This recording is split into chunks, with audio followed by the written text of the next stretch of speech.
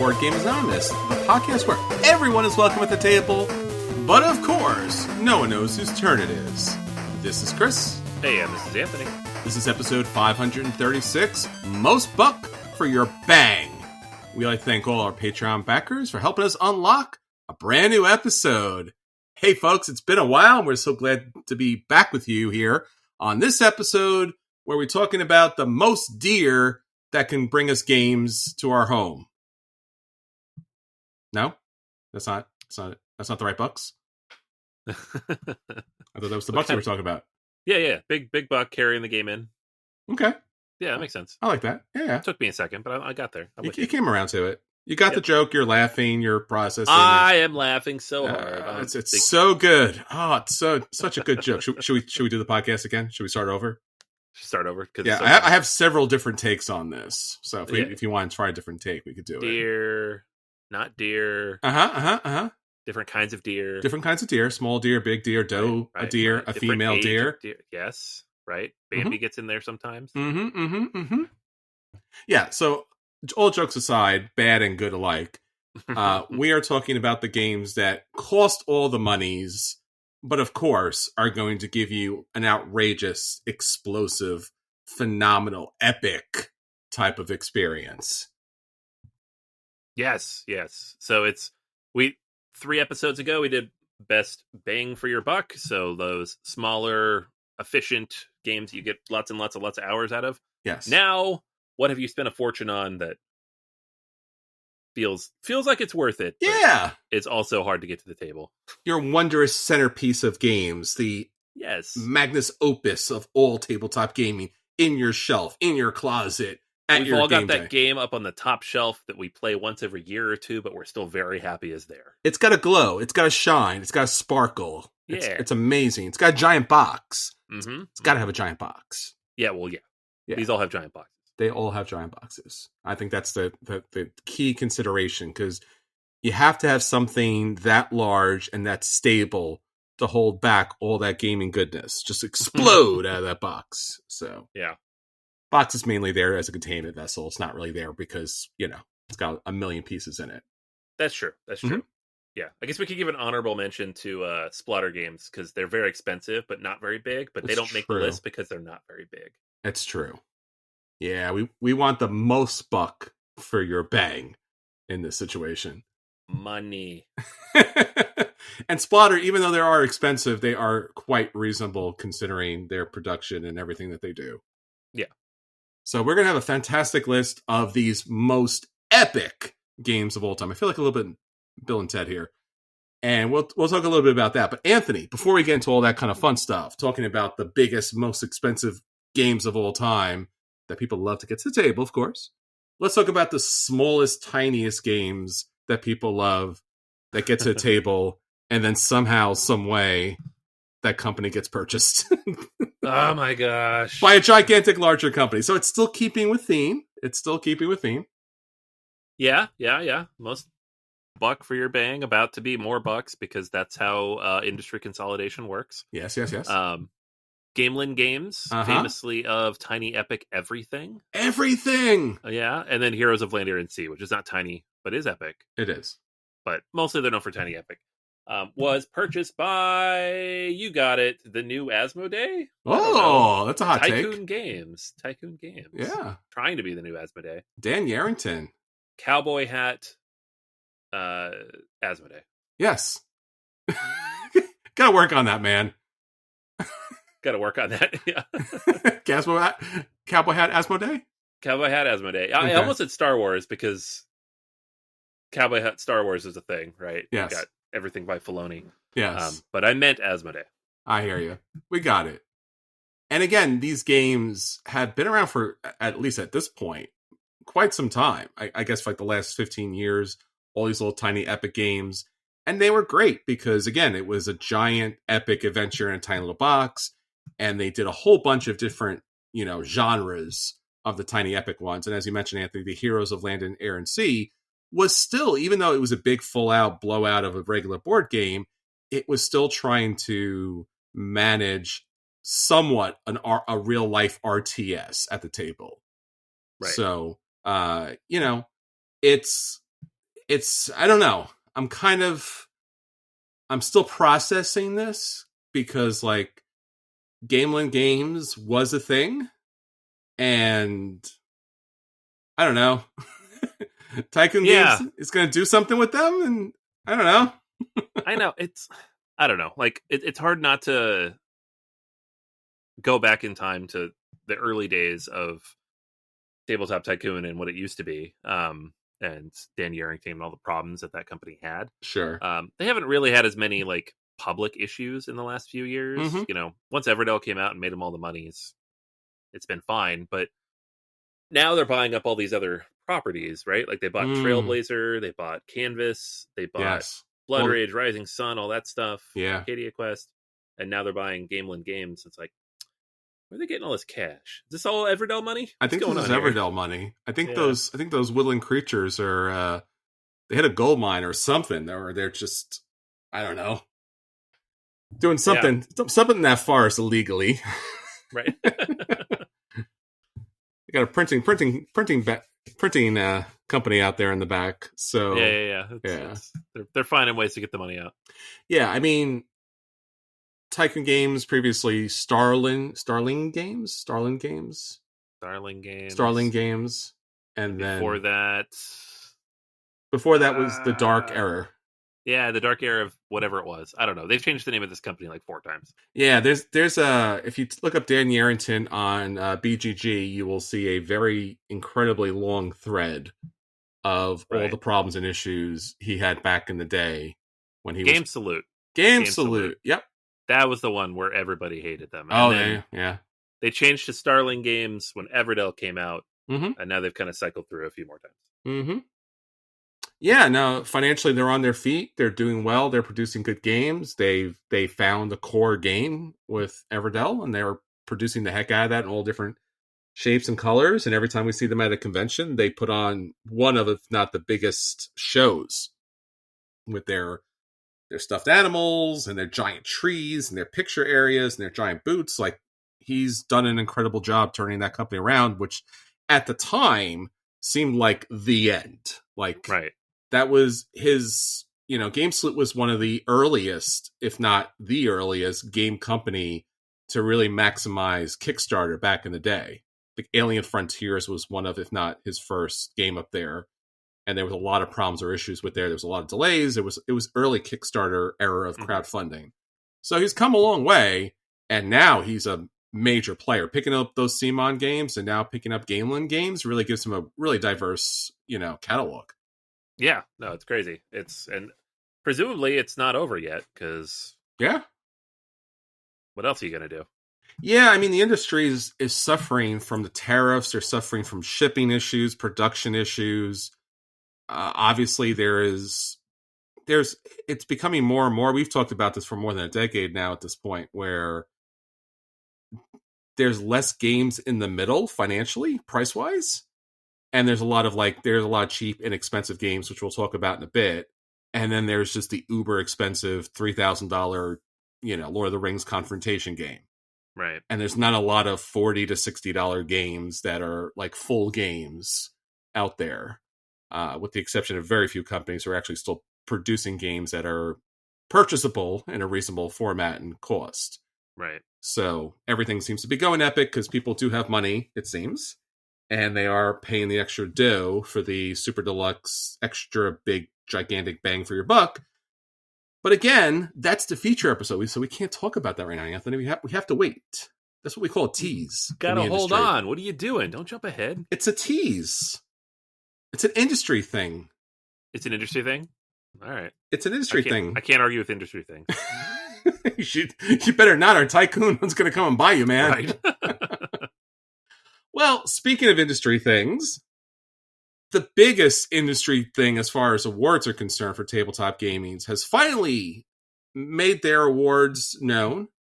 And Spiel Jahres for 2025 has been announced. And Anthony, we talked about this not too long ago when they released all their nominations. Right. And we do finally have the games. Would you like to inform the public about this? Yeah. So wonderful release. Yeah. There are 3 awards. We'll start with the kids one, the Kinderspiel. Kinderspiel. Kinderspiel is for the kiddos out there. And there were 3 nominees this year. There was Die Mauschenbande, Yes. Cascadia Jr., and Top de Torte. Top de Torte by Wolfgang Warsch was the winner. Yes, it so was. This is a game about baking cakes. Nice. Yes. Wolfgang Warsch has been nominated a few times for kids games, so it seems to be like a sweet spot for him. Ah, pun intended? Yeah. Nice. We'll give you that one. That's good. I'd take it. That was on purpose. Sure it was. Although I think we're both sad that Cascadia Kids did not win. Cascadia Jr., yeah, and it's really cute too. I like the artwork where it's kind of flattened out. It looks more like a kid's book. But that's okay. Cascadia won the Spiel 3 years ago, so it's fine. Yeah. The next one up is the probably the one we're most interested in ourselves, but it's not the headliner. The Kennerspiel des Jahres. This is the strategy or enthusiast game of the year. These tend to be in the medium to slightly above medium weight games. They're not like heavy duty. These are just like more complex than a family would play, typically, right? So the nominees here were Neuland or Loot, which is probably how you've all seen it around. Is Loot. Far Away, which was very buzzworthy earlier in the year. Yes. And then I was very surprised by this because it's a little heavier than they usually give the award to. Endeavor Deep Sea. That is surprising. It's the winner. That is very surprising. Yeah. It's not the heaviest game in the world, but it's pretty chunky for a Kennerspiel. Yeah. There's a lot of reasons, right? Because obviously Endeavor, the original one that came out, was incredibly problematic, and it had been out there for quite some time. So it's surprising, even though they have, redone the theme and made a better game out of it, it's still surprising because the core mechanics are something that everyone's kind of played. Maybe that played to their success, I don't know. And as you mentioned, this game, it's not crunchy, but I think it's involved. There's certainly a lot of cognitive load when you play the game, because you are managing a lot of different things as far as like you need energy, you need people to go out there, you need to pick the right people at the right time, and there's a lot of plates spinning at the same time. So I am surprised and incredibly glad. So I am very happy about this. Yeah, it's a good one. Yes. It's a good pick. All right, and then the Spiel des Jahres, the game of the year for 2025. And these, again, tend to be more family weight, lighter, simple, easy to teach. That's a big core focus, easy to teach, accessible. We had the nominees were Crackle or Rackle, Flip 7, which everybody's played at this point. And then the winner, surprisingly, because I think we all assumed it would be Flip 7, is Bomb Busters by Hisashi Hayashi. Yeah, buddy. Called that one. It's a good game. A little surprised, but it's a good game. Yeah, and it continues this streak of cooperative games winning the award. Right? Like co-op games are like where it is at lately. I think last year was Sky Team, right? I believe so. And I think that was a little more complex than I thought they were going to take for that. Right. Yeah. So let's see here. Last year was Sky Team. The year before was Daybreak, also cooperative. Year before that was Cascadia. So we've got three years in a row now of co-op games. So sounds good. So 3 great games that in about 5 minutes will be unavailable everywhere because everyone will go out and buy them. They already are. Yeah. I mean, Flip 7 I think has been produced pretty heavily, but Bomb Busters was out of stock in like 5 minutes. Yeah. So. Good luck, people. Yeah. And it's Pegasus Spiel too, which I don't think any of their stuff's really in stock right now. Yeah, they're having some problems out there.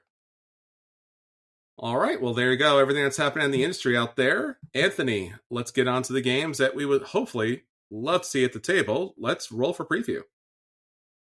This is a game that, Anthony, we just talked about because, at least conceptually, small, tiny, miniature, epic games that we can get to the table. Playable, fun, fast. And I want to talk about Sail. Hold, wait for it. Yep, Sail's a good small box game. Takes 20 minutes, two players. Great co-op game, or not co-op game. It's a little trick-taking game. It's great. Now, what if I told you that you took the small game, just like the earlier story we talked about, and then you went epic? Oh, no. Yes, they took your small, tiny game that you love for the price and for the size of it, and they made it into a legacy game. Guys. Everything's legacy now. Why? Because everything's legacy now. Oh, it is co-op. See, I was right the first time. Yeah, but it's co-op. But it's legacy. Yeah. So this is the Kenner Spiel winner next year, is what you're telling me. Could be. It could certainly be. I mean, if they could afford it. It's no longer at the price that, initially it was when it was a little tiny box game. So it's slightly more expensive than the, if you want to get the standard edition, now it's $79 plus tax, shipping, and goodness knows what these days. So $80 that's for the basic edition. Yeah. Standard basic edition of a 2-player cooperative trick-taking game. Which nobody will do because you're going to want a deluxe version, Anthony. Let me sell you this, Anthony. $119 for the deluxe. Deluxe, man. You didn't sell me at all. You just told me the price. Well, that's the selling point of the thing. Okay. If you want an expensive game, I got a game for you. This is what I'm saying. Again, have you not listened to the title of the episode? Most buck for your bang. That is true. That's what this episode's all about, people. You don't want little bucks. You don't want baby deer. You want giant bucks with multiple points. And this has $119. I mean, again, obviously, if you're going to play a legacy game and you're going to play a game over long periods of time with a lot of changes into it, again, the Super Deluxe version here has wooden pieces and metal pieces in some cases. So take your little tiny box sale game, Anthony, and go home, buddy, because it's about legacy now. Cool. So they took this $25 game. Very fun. Yeah. Lots of replayability, and they turned it into a $120 monstrosity. Because you're not part of the cool crowd, man. You don't get it. Okay. You don't get it, bro. Like, we play with, like, wooden and metal pieces, all right? Yeah. I can't argue with that. I can't actually argue with that. You can't because it stays at 2 players for some reason. Yeah. The player count does not improve. And they have a picture here of what comes in the box, and it's like there's a map and some cards and a few meeples. How is it $120? Again, what you're saying is true, but the fact is, the selling point it's $120, man. Okay, so what I'm misunderstanding here fundamentally is people want expensive stuff. Yes, it doesn't matter what's in the box. Yeah, I mean, come on. That's pretty much it. Yeah. Okay. Yeah, can't argue. I decided I can't argue with that, and therefore I will let it go. I mean, it's paper and cardboard and a little bit of wood. I mean, let's be fair. Yeah. But it's legacy, and it's $119. And as we know from tabletop industry, legacy games, especially when it comes to ships, never fail. They're always good. Wait, I had it backwards. Wait a minute. They're never good. Except for that one, which was a legacy game about ships in the ocean, and it was very expensive also, and some people, all people, may or may not regret that purchase way back when, and may or may not have overpaid for that game way back when, even though it was widely panned by everybody after the fact. Okay, I thought maybe you were talking about something different for a second, but no, we're talking about Seafall. Yeah, that game was terrible. Yeah. It was expensive, though. Yeah. Do you remember it being expensive, though? Does that ring a bell? Yeah, because that was like 2016. Do you remember we were at Gen Con, and there was actually that was part of like the raffle, that was the big prize for the night? People were excited about it. Yeah, because you couldn't get it. But reviews were dropping while we were at Gen Con. People were like, the game might actually be bad. And we were like, wait, what? This thing we're all trying to fighting each other over in lines, it's bad. Yeah, it's bad. It's really bad when the people who actually get paid to do reviews were like, ugh. And that was at the height of the legacy kind of vibe, right? That was after Pandemic Legacy and Risk, Season 1. and I think after Risk too, which was also both those are excellent legacy games, and also not as expensive as this. No, Pandemic Legacy was 70, I want to say. Yeah. Um, Risk Legacy was also... It kept going up, though, because by the time they released Ticket to Ride Legacy, I think that was 120. Yeah, but that's a current release. That's just what they come out last year? 2 years ago. Was it 2 years ago already? Wow. Yeah. I know, it's crazy. Apparently that one is good, too. I haven't played it. But have you ever played Risk Legacy? Did you ever get around to playing it? No. This is the problem with Legacy games, though, is you can't just, like, drop it and try it out. Yeah, that's true. You have to, like, invest in it and find a group and sit down. And you know you're going to play it for, like, 3-4 weeks, months, whatever. Mm-hmm. So Risk Legacy was not one that was ever going to happen with. I did it with Pandemic Legacy, and that was it.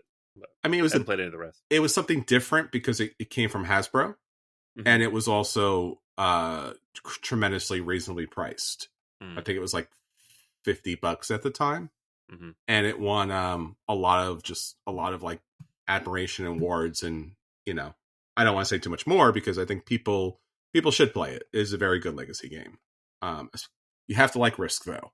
I mean, obviously, like you're going to be playing a lot of Risk, but it is a very good game. A lot of twists and turns. But Sail Legacy, which is currently on Kickstarter, will finish its campaign on Thursday, July 24th, 2025.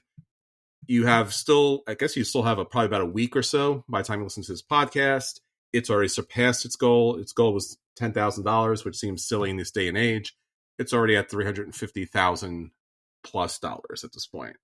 So I would love to survey these companies and ask them, like, could you actually produce the thing that you posted for the amount that you put as the minimum goal? Because I think the answer would be no.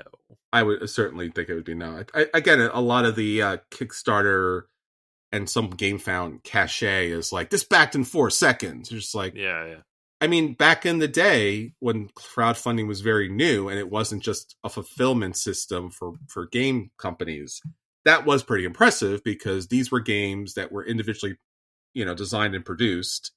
So the fact that it did get backed right away was a very good sign that this game could and should be successful. Right. Now it's like, these are just gigantic companies with like well maintained and treaded, iconic games. So like, I don't like, was this ever not going to make money? Like, you like Sail, right? You're a big fan of Sail. You own Sail. Yeah. I don't know that it's like this big honking game that everybody knows, but it's good. Yeah. And now you have the opportunity to pay a lot of money for it. So, whoa, lucky me. Well, it's interesting too, especially after Arcs, which is also another trick-taking game. It's interesting how they could take a trick-taking game and make it bigger, as far as like take that mechanic, which seems like a very small mechanic that would never need or want to be expanded, and somehow they do it. Right.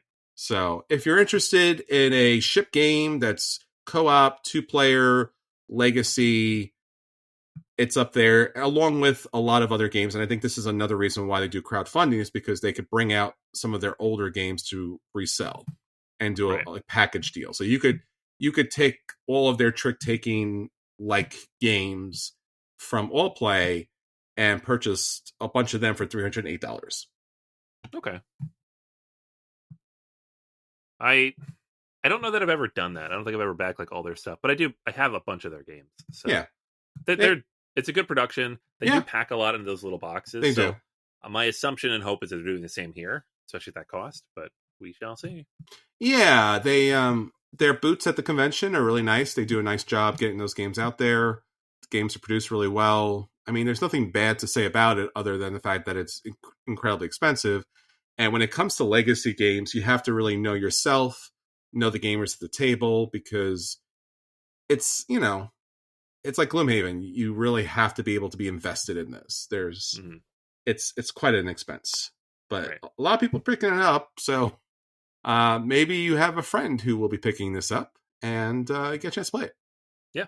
So there you go. Sail Legacy. Ooh. $119. Boo. Aw. That's the selling point. I don't like it. Ah, come on, man. Stay with the episode. Big bangs for your bucks and bucks for your bang and stuff like that. I know, but it's so hard when it's bad.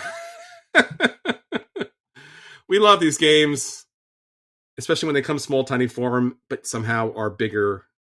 Again, a lot of this stuff is kind of funny, too, because we're talking about games that have, like, the biggest buck for its bang. And this is a really tiny, small game, considering, but it's also very expensive. So yeah, we'll see. Maybe there's a lot more in that box than you think. yeah, And regardless, it does fulfill the goal of being a lot of bucks for some amount of bang. there you go. There you go, people. All right, Anthony, let's roll for review. Tell us about a game that you've played and let us know how it bangs for its buck. All right. So I played recently a game that's been on the hotness now for a couple weeks. It was a crowdfunded game a little while back, and now people are playing it. It's out in retail. This is Wroth. Mm-hmm. This is from Chip Theory Games, designed by Manny Tremblay, who has previously worked on Dice Throne. Lots and lots of Dice Throne.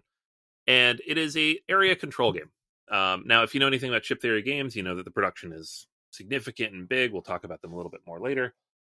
So you've got, player mats here. You've got very fancy dice. Everything is very solid and chunky, but there's not that much in the box, which is nice, actually. It's pretty boiled down and simple. And therefore, you have a Chip Theory game that is $65. Whoa. So that's not typically their MO, as we'll get into. So the goal of this game is you are one of these factions and you are trying to control this mythical world and on the island of Wroth. And you do that by utilizing dice that you're going to draft that give you different action abilities. And then you're going to put out your own personal troops and elite troops and try to control the space. So it's an area control game. If you know the basics of an area control, there are different sections on the map. There are 8 in this particular game, and you are trying to control them at the end of each round. That gives you victory points. Typically, you're trying to get to a certain level of victory points. The base level is 30 points, first one to 30 points, which is like root rules. But there's also different scenarios and missions based on the game mode that you're playing. So the game itself can be taught surprisingly quickly for a Chip Theory game. Mm-hmm. I like Chip Theory games. I love their productions. I like them as people. The biggest problem I've ever had with them is that their rulebooks tend to be really bad. Just over and over again, I've bought their games or I've tried to sit down and learn them, and I've just banged my head against poorly written rulebooks. To be fair, their rulebooks are so well produced, banging your head against it, not a problem. That is true. This is a company where everything is like waterproof and slippery. So even their rulebooks come with an airbag. Right. Yeah. So in this case, though, I think the rulebook is still not very good. Okay. But it's short. So you can read it 2 or 3 times and figure out what you're doing. And it's not going to take forever because it's like 8 pages of rules. So you have a faction. There are, I think, 6 of them. They're all asymmetrical and significantly so in an interesting way. And you have basic troops, 25 basic troops that are just like little plastic pawns you're going to put on the board. But you also then have special troops. And these are going to cost this special currency, the name of which always escapes me, Cora. There it is. Which are just little green crystals that you get throughout the game. Pretty. And these are dice. So you place them out and you spin them down to count like the HP on the die. Each of them has a special ability, so sometimes they let you shoot across. Maybe they have ranged attacks, maybe they have special, like they group together, maybe they move in different ways. But being able to build up the core to be able to put out those special troops is a big part of the game. At the beginning of each round, you're going to do a draft of the dice, and you have your own special all-in die. And then those dice are going to determine what your actions are for the round. So typically you get, I think, 3 actions. Some modes it's 2. And that's the one sticking point I have with the game is it does come down to the roll of the dice. Right? What actions you can take. So you can't just do whatever you want. It's got to be on a die face that's available to you. And you have to be able to draft that die. But there is some ways to mitigate that. And you do have different things out there. And you can always discard dice to kind of move your guys around if you need to in different ways. And it's interesting. So at the end of each round, you're going to figure out who's controlling what on the map of the 8 locations. Each of them has a victory point value, but it also has like a spoil value. And spoil is just like a bonus action you're going to get to take at the end. So if you control the mine, you're going to get a victory point, but you're also going to get an extra Cora. If you control the battle token, you get a victory point, but you also get to fight once for free. So it's kind of this cool idea of like, okay, yes, you're going for these tokens that maybe are worth a little bit less points. But as long as you can mitigate it so that nobody else is dominating the other locations, meaning they're getting extra victory points, then you can get these bonus actions, and that can kind of help balance things out. So it's interesting in that way, especially. The game is pretty fast. You're not going to play a ton of rounds here because, again, you're just trying to get to 30 points. And it's a lot of back and forth, push pull. Like, I don't always love area control games because they have this habit of, you took an action and now I've undone your action, and now I've undone your action and I've undone your action, right? Which is fine in a short game, right? In like a 3 or 4 hour game, it can be infuriating that you spend 30 minutes building something up and someone just steps on it. That's me. I know some people love that. This game is so quick and so back and forth, and you really never quite fully stomping everybody out. That it gave me a similar feel, not in gameplay at all, but just in kind of the vibe and flow of like Ethnos, which I always kind of liked. It's like, it's a quick game, takes 45 minutes to an hour. You have these asymmetrical factions and abilities and powers and things that are playing out, and you're trying to accomplish these different things in these different locations that you're interacting with, and it flows more smoothly. This one I like more than that because of the dice, and the asymmetry here is more interesting, and you don't have like that set collection element that you have like in Ethnos. So I like it quite a bit. I was surprised. Chip theory games tend to be like a lot, right? And like the core piece can be really interesting, and there's a bunch of stuff layered on top of it where I'm just like, it's too much. This is really boiled down. It's very simple. It's very direct. The artwork's very interesting. The game is affordable, but the component quality is still high because it's chip theory, which is awesome. So like the PvP version of this game to me is a buy. Nice. Right? The problem is that they went and made a cooperative solo version of the game and put it in the box, and they're like, yeah, we did co-op and solo for an area control game. You're like, okay. And then each of these factions has an AI side of the mat. I'm like, okay. And you can play through and do cool things that way. I'm like, all right. That's not good at all. It's actually just bad. And the reason for that is, for balance purposes, the AI opponent effectively gets 2 actions for every action you take. Oh, jeez. And sometimes that makes sense in a game. Sometimes. Because you know what they're about to do, right? So you can prepare for it. Mm-hmm. But in this one, it's dice. So you don't know what they're about to do, right? You can prepare for 1 action every round, but then the second and third action is a random roll of a die. You cannot prepare for that, and they're getting to do it twice. Or just doubles up, and like all their abilities are more powerful than yours. I do not enjoy the co-op version or the solo version, and because of that, I don't know how often I'll actually play this. Sure. Because I don't play a lot of competitive area control type games in my home. My kids get a little competitive. I'll take this with me to game groups. I think it'd be a lot of fun. It's quick. It's not quite like in between filler length, but it's close. Like, I feel like I could set this up, teach it, and we could play it in an hour and a half. Mm-hmm. And there aren't a lot of games of this type that will do that. So it has a place. I'm going to keep it. But that solo co-op mode, and just like how not interesting it was and how poorly executed it was, drags it all down for me, like a play. And if you buy Chip Theory games for their solo co-op, because that's kind of what they're known for, all their games have really good solo co-op. That's how they're built. You'll be very disappointed.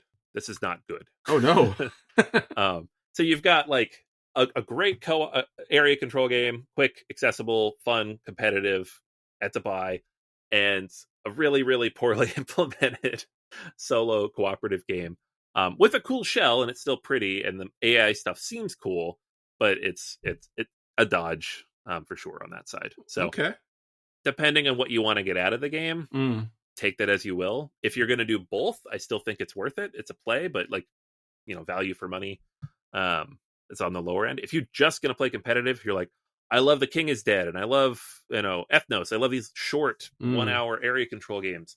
Then definitely check this out. It's awesome. But if you like the idea of a cooperative area control or having an AI opponent, don't do it. It's no good. I don't like it. Well, that's a mixed bag. It is, yeah. And if you look at the reviews on Board Game Geek, it's like sitting in the 7s, which is good, right? a 7.7 would be a great review. Mm-hmm. But keep in mind that this just shipped, right? So this is people getting their copies from GameFound and being like, wait a second, what is this? What are you doing? To me, it seems like, and I don't know, so I don't take this as gospel, but to me, it seems like they built this great PvP game. Mm-hmm. This is, again, one of the designers of Dice Throne, good at like back and forth player action. And then threw in, they're like, oh, it's Chip Theory. We have to have a solo cooperative mode as well. And they built that, and the ideas in there are cool, but it doesn't balance right. And it's just not, I don't know. And some people like it. I'm not even going to say like you wouldn't like it. I just don't think it's very effective because of the randomness and because you can't mitigate. And because the first time I went through it, and I went through it a few times, the first time I went through it, I lost like 35-6. Oh, wow. Oh, no. Because they just like steamrolled me. I'm like, okay. And the second time it was like 33-28. I'm like, that's much closer. And then the third time was again like 34-10 or something. Oh, like, I don't have it in front of me, but it's not even saying that you can't beat it. It's just, it's like, it's going to be kind of luck if you do, combined with skill, reacting to what they're doing. That's not my kind of game. Yeah, the dice rolling, in theory, adds a lot to the game because it's not that kind of regimented action economy, like, for example, like Innis, where you have that kind of board and like, I do this and you do that, and we just kind of shuffle around throughout the whole game. So the dice should theoretically kind of give you, like, you have to roll with it, no pun intended in this case. And it seems like with so many games that deal with dice, it seems like not enough mitigation here to kind of allow for close gameplay. And that's really what you need with an area control game. If somebody's running away with an area control game, that you just look at the board and you're like, I don't want to be here at all. Yeah. And it's not even really that bad of it. Like in a competitive game, that's all fine. Yeah. Because it is short and you can see what dice are being drafted. You know what everybody's actions are going to be in a round. You all drafted the dice. You can plan for it. The solo mode, yeah, like you give one die to the AI player, you know they're going to take that action. The next two actions, ? Right? Which undermines the kind of the point of the game. Oh well, it's a game. Yeah, it's got some personalities to it. It's good. If you're looking for another good area control game that's quick and accessible on your shelf, definitely check it out. Excellent. If you want it for solo, don't do it. All right, kids. Well, there you go. All right. Well, that's going to leave it up to our feature review. Our feature review, as always, Voice of the Gamers, Anthony. This week we're talking about the most buck for your bang. The games that cost a pretty penny, but are worth every single dollar, my friend. What do the people have to say about this? People, yeah, we asked everybody out there, what do you think? What game costs the most buck for its bang? Yeah. David wrote in and said, any of the deluxe versions of games from IV Studios. I don't regret backing them. They're gorgeous. Fractured Sky and Brink spring to mind. Yes, nice. Also mentions the huge CMON all-in pledges. So those kind of go without saying. All of those are very expensive. Roman mentions Awakened Realms Castles of Burgundy production. Andrew says Foundations of Rome, but it's awesome to play. Yes, that is what we're going for here for sure. Good stuff, but expensive. A goodie but an oldie here is Steven says the Ogre Anniversary Edition. Okay. Yeah, I remember that. It came with a bag. The game was so big that it actually came with a special bag for the game. And that was, I believe, Steve Jackson Games took a loss on that because it was like a passion project. So big. Yeah. It's funny because Brandon here on Facebook also replied and said, I had Ogre. It was such a big box that when I moved out, I left it behind. Oh, I didn't think it was worth it. I never played it, but yeah, it was cumbersome and I just cut my losses. I remember that game when it first came out. I remember being in a store. I wanted to play it, and I don't think we ever did. It's a lot of bang for the buck, though. That was a very good financial purchase for what you got, which was everything. If you like that game. If you never played it, though, that was a tough sell, I think. I guess. Yeah. But you still were getting a lot. Stuck with it forever. Man, there was a lot of bucks in that game, though. That's true. Yeah.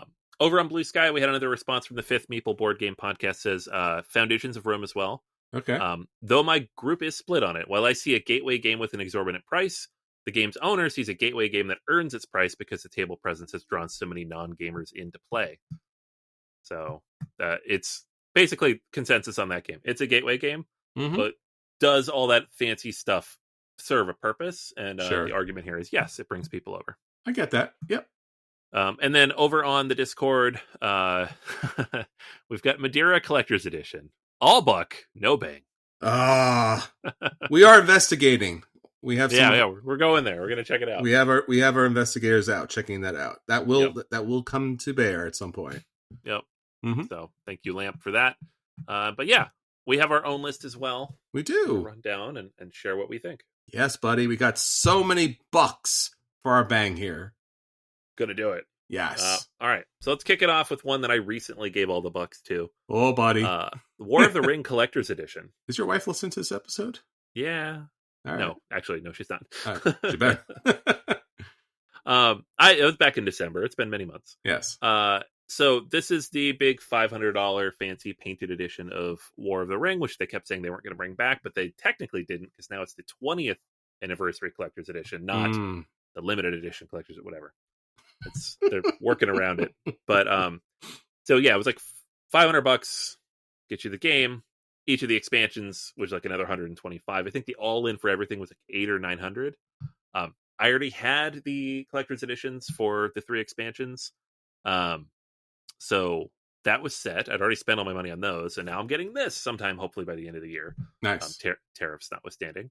And it will be the kind of game that sits on my shelf, gets played every year or two. I probably won't even play this edition every time, because half the time I play this game, I bring it to someone else's house. Mm-hmm. But I will be happy that it exists, because when it does come out, it will be a glorious experience. Yes, you get a lot of bucks for your bang there. So yeah, it takes a few hours to play. It has a beautiful table presence. You always get a good story out of it. You're working through the narrative. It's not just a game you bring out, play, and forget about. It's so rich in theme that having all that extra stuff is good. Does it have its own table though? It will in my house, but it doesn't come with one. No. Aw. See, that's the thing. I would love to leave a game like that set up and out, except I have cats. Oh, no. And they would just break all my stuff, so yes. I can't do it. Like, if I leave a game out overnight, I have to cover it in foil. Ooh. Because I learned from, my wife told me that cats don't like foil. Not a fan.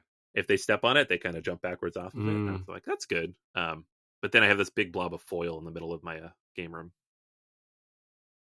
Makes sense. Yeah. So. Like it. Yep. Collector's edition. Next up, we have Kingdom Death Monster, which by itself, core box, 1.5 core box, is $350. Yes. Lots and lots of game in there. Huge, big, long coffin box. But that's like 1/50th of all the content for this game. People who backed that Kickstarter way back in the day are still getting stuff from it 8-9 years later. Thousands of dollars. Every time we're at Gen Con, there's people wrapped around the block waiting in line to get the new stuff. It's a lifestyle game, but it's not a tabletop war game. It's like this big epic experience. Never had a chance to play myself, but everybody I know who has describes it as being like this kind of unique, once in a lifetime type of experience. Agreed. If you're okay with like the theming and kind of the grotesquerie of it all. Mm-hmm. Some people just don't vibe with that, but if you do vibe with that, it's like perfect. And it's a ton of money, but I've never heard anybody complain about that. No, I mean, like you said, people around the block, down the street, and every time that we go to a convention, we always go by and take a look at the new miniatures that come out. Right. I think it's such a unique game. I don't think, and the grotesque body horror stuff is not my thing, but I always have to check this out. It's just something about the game. It's. I think, we did our big Civilization March Madness kind of thing. I think this could have been one of those games that could have been included that we didn't think about. Because it is a one, but yeah. It is a Civilization game from the very start. Yeah, kind of. Yeah. It could Weird fit game. that. Well, we had that weird category, so. Yeah. No, definitely. It should have been in there. Mm-hmm. All right, I'll let you take the next one. This is your bag. Castles of no. King Ludwig, Giant Edition. What can I say about this that has not already been said? I do love, big fan of, Castles of Mad King Ludwig, former architecture major myself, so I love the idea of playing with blueprints and putting out buildings and creating this wonderful castle. Love the medieval stuff whatsoever. I'm a big fan of the game. I have the app, and I was very excited to have this. I even have the palaces, which is not as good as the castles of Mad King Ludwig. But then once upon a time, in a galaxy far, far away for no particular reason, they decided to make a super deluxe collector's edition. And this had all the stuff included, including larger tiles. Now, if you really remember the campaign way back when, they had super deluxe gigantic tiles. And the super deluxe gigantic tiles were, again, still the same game. But one of the things about when you play the original edition, it does feel incredibly small.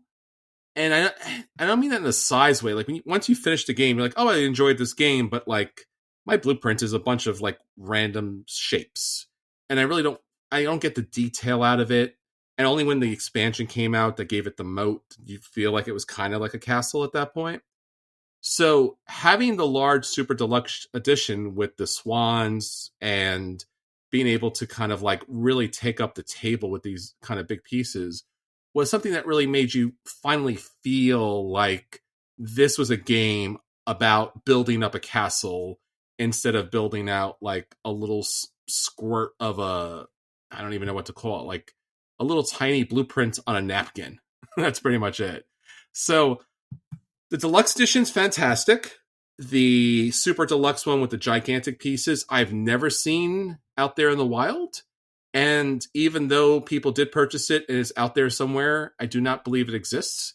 And I would like to see it actually on the table somewhere, because that might have just been some sort of like weird situation where they were scamming people and they were like, yeah, this is the thing. And then it just never showed up at the house. Yeah. Maybe it's Mandela effect. It doesn't actually exist, but we all think it does. I know. Because the idea of those, like, we play so many games that has tiles. And the idea of a game that has tiles, and then the tiles are so gigantically large that it would take up like just big table spaces, is one of those kind of weird, wacky dream situations. But look, who doesn't want a colossal, and that's what this edition was. It was the colossal edition at their table. I would love to play this at a convention. Again, I still don't believe it exists, but if it did, it'd be fun to play. And I think you'd get a lot of bucks for your bang here. Yeah, absolutely. Mm-hmm. All right, another one here that we just have to pick because it's funny. Cthulhu Wars. Cthulhu. I got to play this. This is another game that I did not think I would want to play or ever need to play. And I played it, and it's actually a lot of fun. And again, you have these really kind of grotesque elder gods and monsters on the table. And you're like, this is just a joke. This is just giant pieces at the table. And it's your typical area control kind of thing. But having those big, significant plastic pieces on the table really does make you feel like these are elder gods, primordial evil beings that have, come from the void, and they are taking over the lands. And the scale of these creatures are unlike anything I had seen previously at that time. Obviously now CMON has made gigantic Cthulhu's and stuff like that, but at that time was amazing. Like, your gigantic main creature was like, I don't know, 4 or 5 times bigger than anything else that was on the table. So when it moved and when it was on the table and it did a thing, you really felt it. And it really lent itself to the game. And everyone else had the same kind of gigantic monstrous creatures, different colors, of course. But it was a great experience despite the cost. I think it was worth every dollar back in the day. Yeah. Still want to play this. Looks crazy. Yeah, it is crazy. But that's the point. Yeah, go crazy. All right, next up we got Foundations of Rome, which a couple of listeners pointed to. This was the big, giant cube box, like 50, 60 pounds, whatever it was, with a relatively light city building, abstract type of game, but these big, elaborate, beautiful sculpts of the city pieces themselves. Designed by Emerson Matsuuchi, published by Arcane Wonders. People still hold this in high esteem. It's hard to find now, because they did finally sell them all. And if you want to play the game, they have Foundations of Metropolis, which came out a couple years later.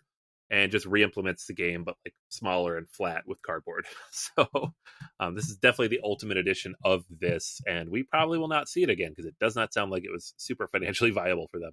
Yeah, I think that the shipping on that was just at the start of all the shipping additional costs. It wasn't even the tariffs. It was just the shipping that had radically changed after the pandemic. Yeah. And this was, again, who could kind of predict that? But this is also a very big box with very big pieces, and it's a lot of fun because once again, you're basically, they say an architect, but basically what you are is a city planner, right? And you're building out a city and having those giant pieces instead of having, like little cardboard tiles on the board. It wouldn't feel like a city. This feels like you are building Rome. This does feel like the grandeur of all of it and the spectacle, and it communicates that quite well with the pieces. So it was a lot for what it was, but again, the other version of this would be so tiny and minuscule that I think it would almost be like forgettable at the start. So I think they did a very good job and really did Emerson Matsuuchi right. Arcane Wonders did with this production. Yep. All right. Next up, we have one that we joked about when it was on GameFound because the all-in price was close to $1,000. Nemesis Retaliation from Awakened Realms. So this campaign made $21.5 million. That's it? Yeah, from 53,000 backers. And it was for a standalone expansion to Nemesis, right? So like you get all that stuff, the new stuff. It was like $200 or $300, but the whole game system, which I think I got counted it up, it's like 25 boxes. Was, and I'm trying to find the actual price here because the campaign's obviously not live anymore. But it was something like, let's see, $300 for all the new stuff, $900 for the Master Collection, 1,156 retail, $1,000 for the Nemesis GameFound Collection pledge. So, and this is one of those things, like, because we all have that game, like, oh, I have like 12 boxes for this, and it takes up 3 shelves. This is like a whole Kallax worth of Nemesis. This is like a room of your house devoted to this game. And it comes with sweatshirts and plushies and maps. It's crazy. And I'm not judging it all. I have not played this game. I mean, I've gone through it, and it seems cool, and I had it for a little while. If you love this game, of course, buy all the stuff for it. But it's just funny. Like, if you make a top 50 game, which is what Nemesis is, and people love it, keep making stuff. And they did. And it's great. Yeah, I remember first seeing this at the table, and I was like, "Oh, aliens! Yeah, that's a knockoff. We don't really need to continue to look at this any longer." And then obviously, it had staying power, and it gave a really unique game experience above and beyond its legally distinct IP. And then when they came out with the the crowdfunding for this, it was just like, "Well, this is ridiculous. No one's ever going to pay this amount of money for it." And they did, because you got so much with the game. Now, this certainly, because of the cost and the massive amounts of components and cards and everything, it is quite simply a lifestyle game at this point. There's just, how else could it be? And it's enormous, the number of pieces and everything. But you got a real great experience out of it. No one, I have yet to meet the person who's been disappointed by this experience. No, yeah, absolutely. It's one of those things I look at, I'm like, man, I kind of wish I had that. But also I don't have anywhere to put it, and I don't have $1,000 to spend. So it's fine. It's not really FOMO, but at the same time, if I just did all of a sudden have a shelf devoted to this, I'd probably be with it. And you got to be impressed that they, again, like you said, there is a lot of like swag kind of stuff with it, but they did go all out, right? There is a lot of, it's taken seriously throughout. So if you haven't played it, you should definitely try it out. I mean, Awakened Realms knows what they're doing. Yeah. We could put almost all their games on here if we wanted to. Next up on the list, we mentioned them at the top of the show, Tabletop Tycoon. They have Everdell, the big old box of storage / the complete collection. Now, Everdell itself, regular size box. It has 5 expansions, each of those kind of a little bit smaller box. Then you've got the wooden Evertree. Then you've got the upgrade packs. And then all of a sudden you have a box that is the size of a toddler. This box is enormous. I don't have it. I kind of gave up on the expansions after the third one because they released the fourth and fifth. And I'm like, oh, I kind of need a big box. And then they showed the big box. I'm like, I don't want that big box. And the game is great. I don't play it enough to need 5 expansions. But it is a really large box that comes with everything. And I do appreciate that they said it's the complete collection. Yes. They have not done any expansions since. When they had new ideas and new content, they made standalone separate games with Far Shore and Silverdale. So they're still making Everdell content. They're still doing stuff in that world, but they're not adding to this existing game. You have the box. It is complete. Everything fits in there. And you have a really cool giant wooden tree that you don't need, but it's awesome looking. So it's a nice thing that exists. I'm glad it's there for people, especially Everdell fans, of which there are many. But it's so big. I remember seeing it at PAX. I'm like, I don't know how I'd carry that home. Our friend Jason had to do that at one point. Right. Yeah. Just lugging that thing around. He was like, I got this. I'm like, yeah, you did. Good for you. Good luck. I don't know. Yeah, you got to get that back to what? About several states away. Have fun. Yes. But again, that box is also packed to the brim.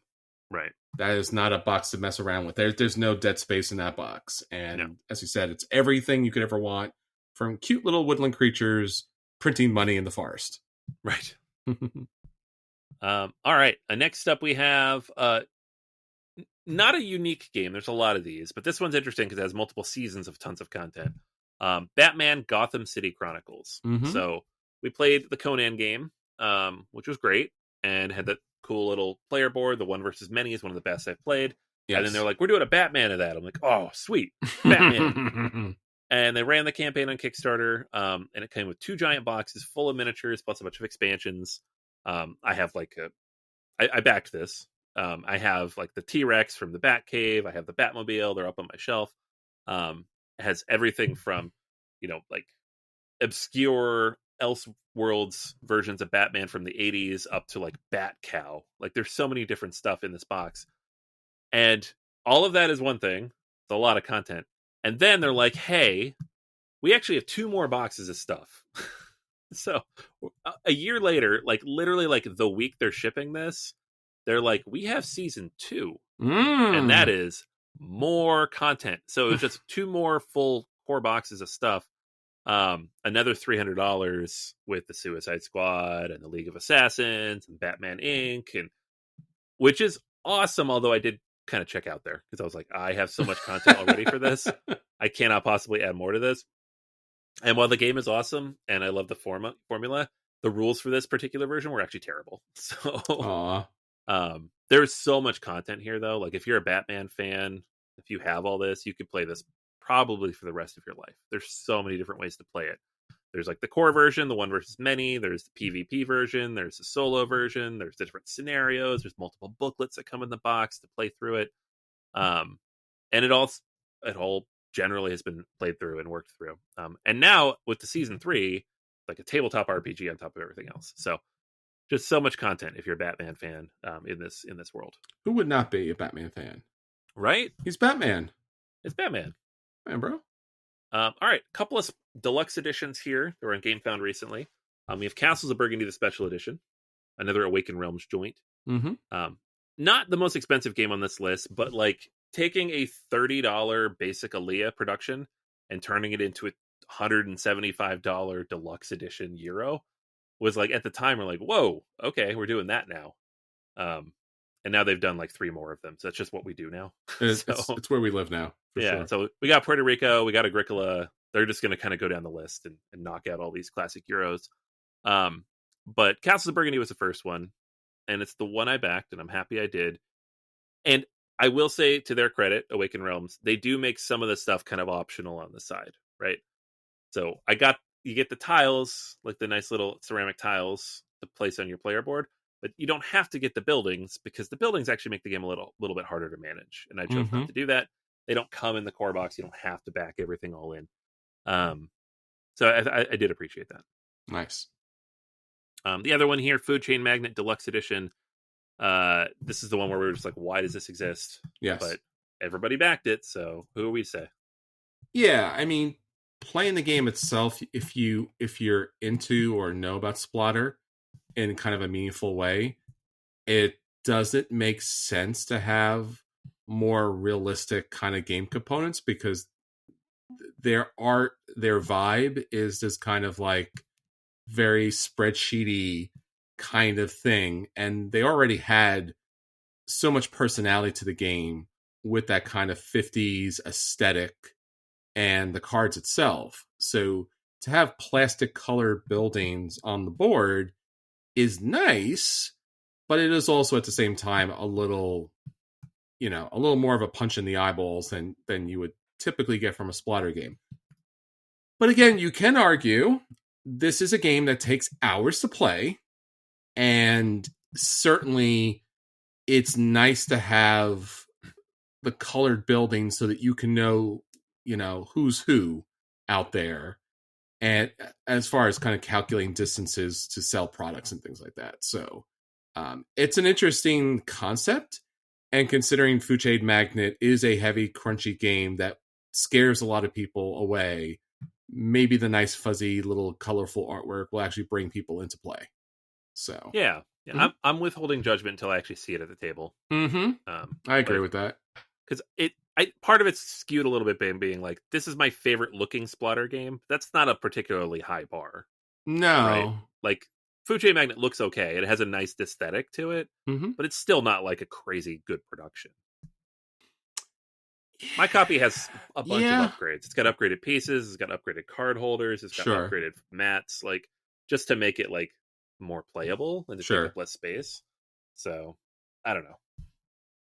It has a rationale to it, like you said.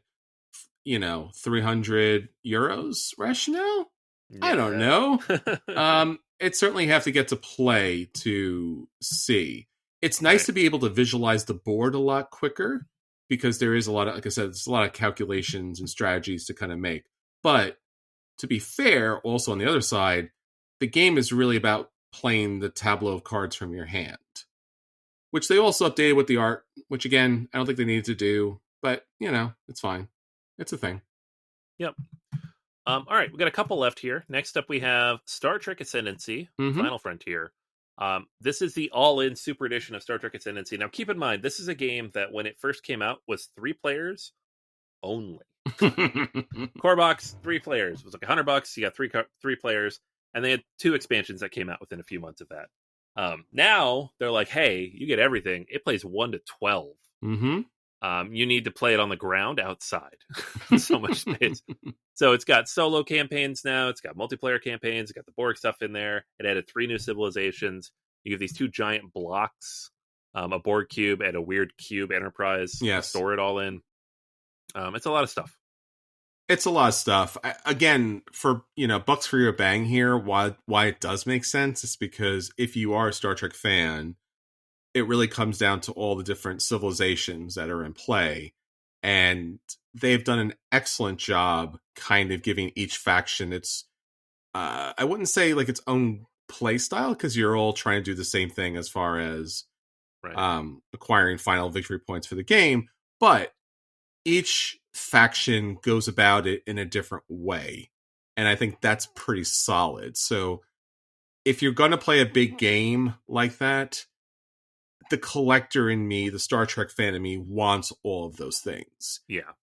So I get that. I don't necessarily recommend a gigantic version of this, because the space lanes, like you mentioned, do take up a lot of space. Although this new rulebook does shrink the game time and the space down a lot. They've corrected a lot of the original rules.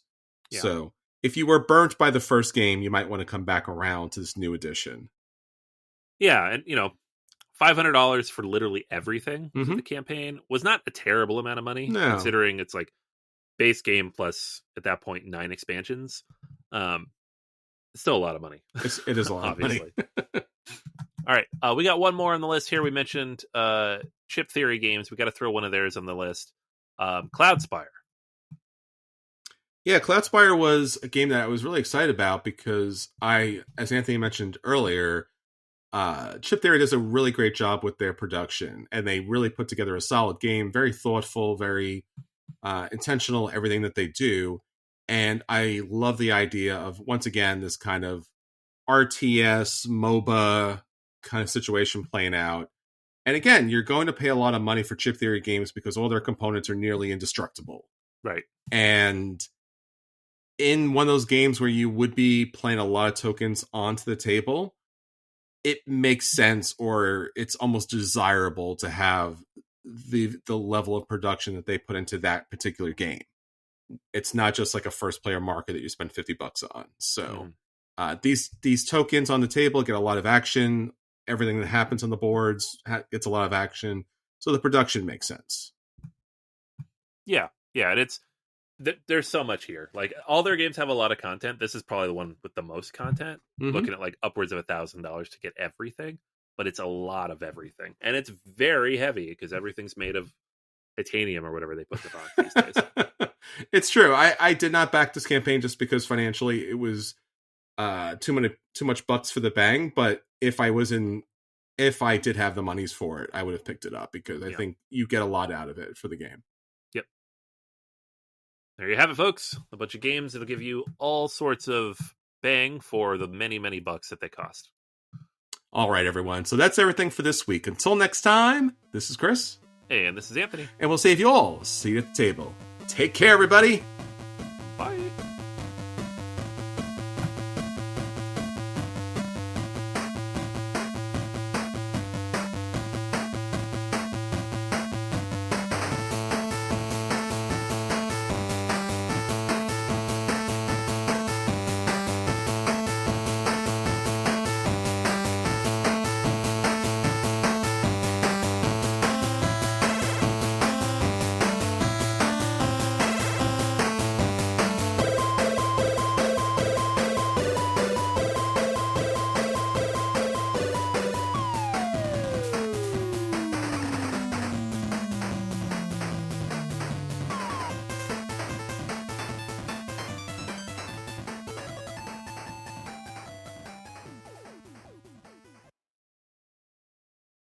Hey there, Hugh from Podderation here. If you liked today's show, why not check out Make Believe Heroes, a family-friendly D&D show for all ages.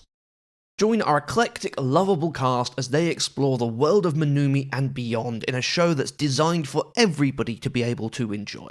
If you'd like to hear more, check out our website at podderation.com.